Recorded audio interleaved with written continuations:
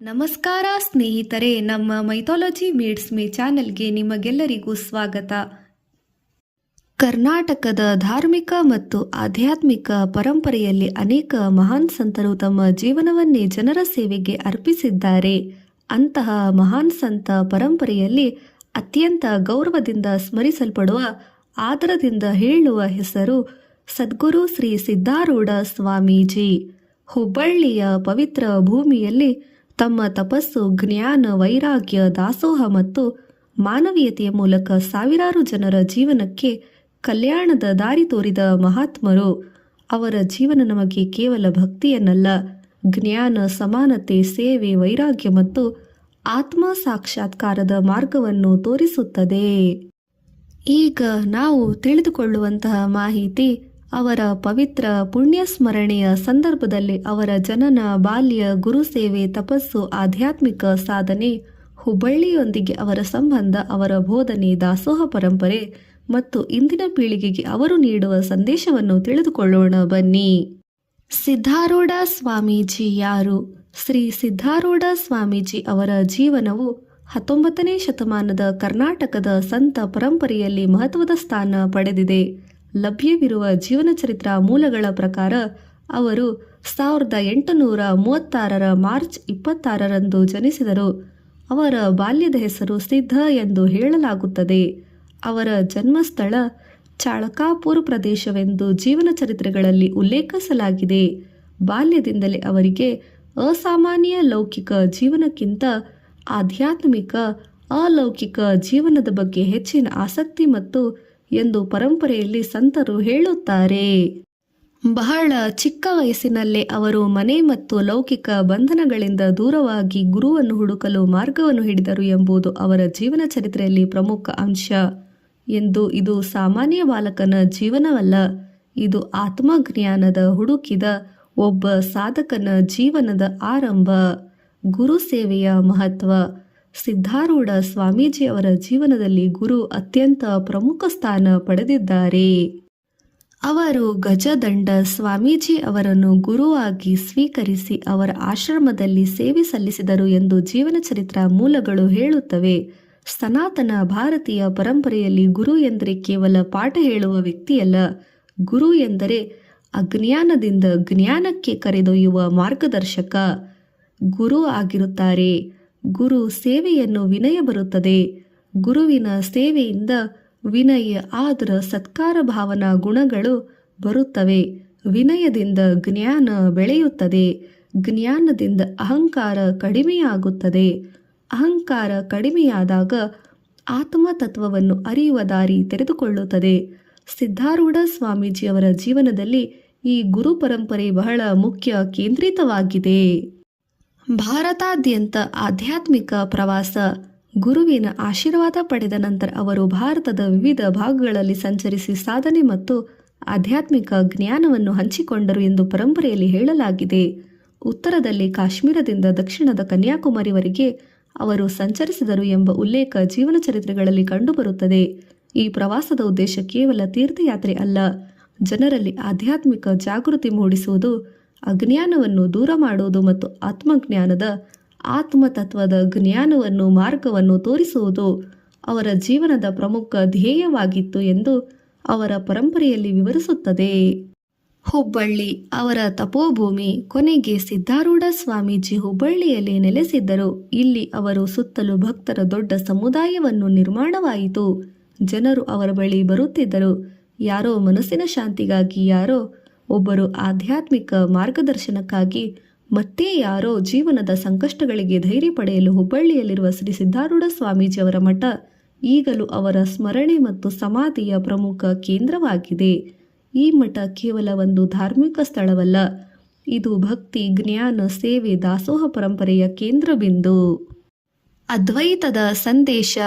ಸಿದ್ಧಾರೂಢ ಸ್ವಾಮೀಜಿಯವರ ಬೋಧನೆಗಳಲ್ಲಿ ಅದ್ವೈತ ತತ್ವಕ್ಕೆ ಮಹತ್ವವಿದೆ ಎಂದು ಅವರ ಮಠದ ಪರಂಪರೆ ಮತ್ತು ಇತರ ಮೂಲಗಳು ವಿವರಿಸುತ್ತವೆ. ಅದ್ವೈತದ ಸರಳವಾದ ಅರ್ಥ ಪರಮಸತ್ಯ ಒಂದೇ. ನಾವು ಬೇರೆ ಬೇರೆ ದೇಹಗಳಲ್ಲಿ, ಬೇರೆ ಬೇರೆ ಹೆಸರುಗಳಲ್ಲಿ, ಬೇರೆ ಬೇರೆ ರೂಪವನ್ನು ಕಾಣಿಸಿಕೊಂಡರೂ ನಮ್ಮೊಳಗಿನ ಆತ್ಮತತ್ವ ಒಂದೇ ಎಂಬ ಭಾವನೆಯನ್ನು ಕೈಹಿಡುತ್ತಾರೆ. ಇದರಿಂದ ಒಂದು ಮಹತ್ವದ ನೈತಿಕ ಸಂದೇಶ ಬರುತ್ತದೆ.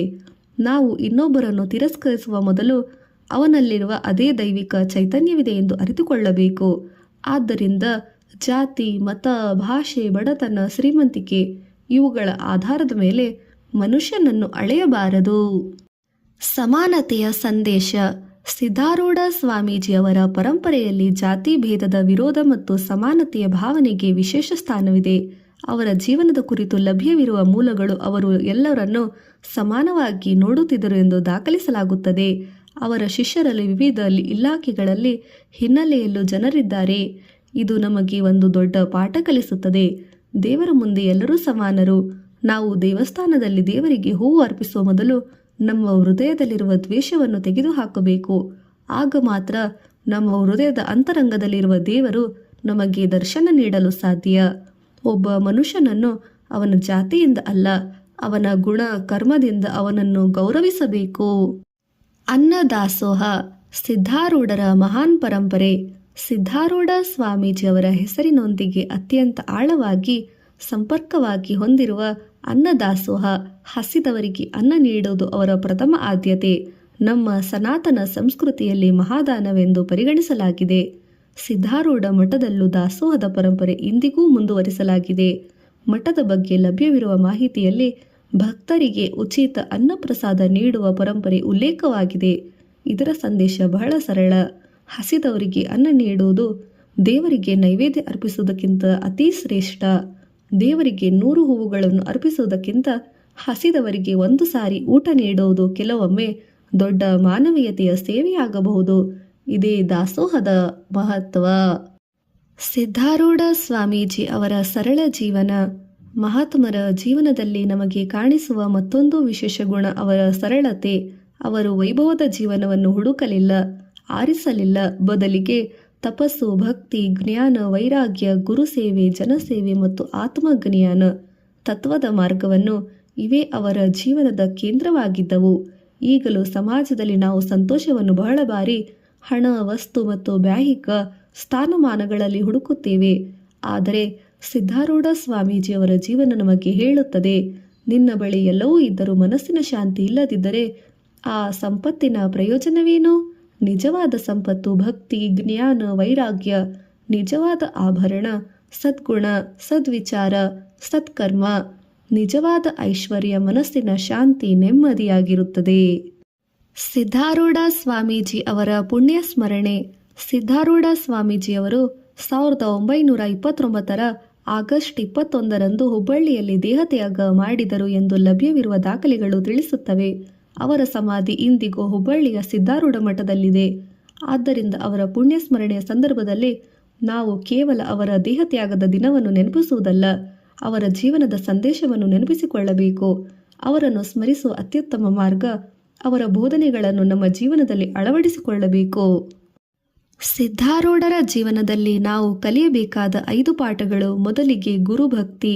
ಜ್ಞಾನಕ್ಕಾಗಿ ಒಳ್ಳೆಯ ಗುರುವನ್ನು ಗೌರವಿಸಿ ಆದರಿಸಿ ಗುರುವಿನಿಂದ ಜ್ಞಾನವನ್ನು ಪಡೆದು ಅರಿತುಕೊಳ್ಳಬೇಕು.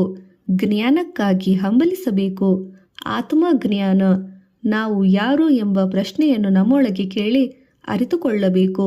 ಮೂರನೆಯದು ಸಮಾನತೆ. ಯಾರನ್ನು ಜಾತಿ ಅಥವಾ ಧರ್ಮದ ಆಧಾರದ ಮೇಲೆ ತಿರಸ್ಕರಿಸಬಾರದು. ನಾಲ್ಕನೆಯದು ಅನ್ನದಾನ. ಹಸಿದವರಿಗೆ ಸಾಧ್ಯವಾದಷ್ಟು ಅನ್ನ ನೀಡಬೇಕು. ಅನ್ನದಾಸೋಹ ನೆರವೇರಿಸಬೇಕು. 5ನೆಯದು ಸೇವೆ. ದೇವರ ಸೇವೆ ಎಂದರೆ ಮನುಷ್ಯನ ಸೇವೆಯೂ ಹೌದು. ಏಕೆಂದರೆ ದೇವರು ಎಲ್ಲೆಲ್ಲಿಯೂ ಇದ್ದಾನೆ. ದೇವರು ನಮ್ಮೊಳಗೆ, ನಿಮ್ಮೊಳಗೆ, ಸುತ್ತಮುತ್ತಲೂ ಎಲ್ಲಿ ನೋಡಿದರೂ ಅಲ್ಲಿ ಇದ್ದಾರೆ.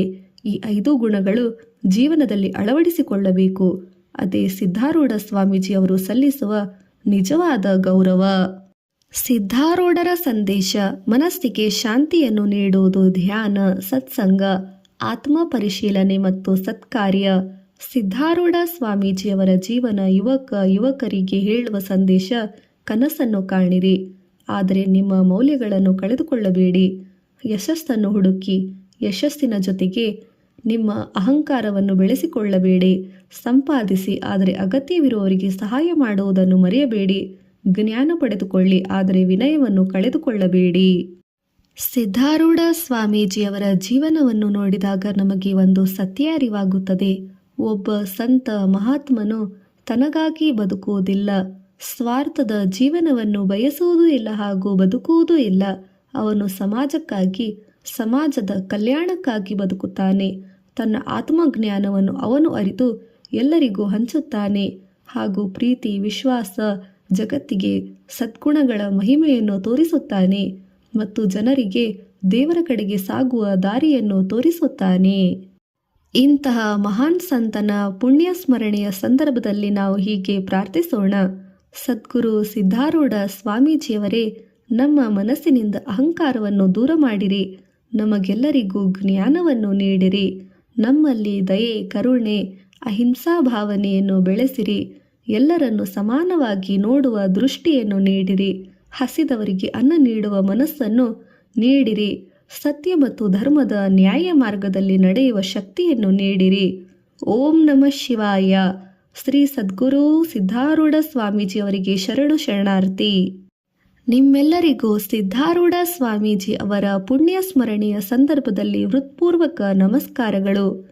ಸಿದ್ಧಾರೂಢ ಸ್ವಾಮೀಜಿಯವರ ಆಶೀರ್ವಾದ ನಮ್ಮೆಲ್ಲರಿಗೂ ಆಗಲಿ, ಸಿಗಲಿ.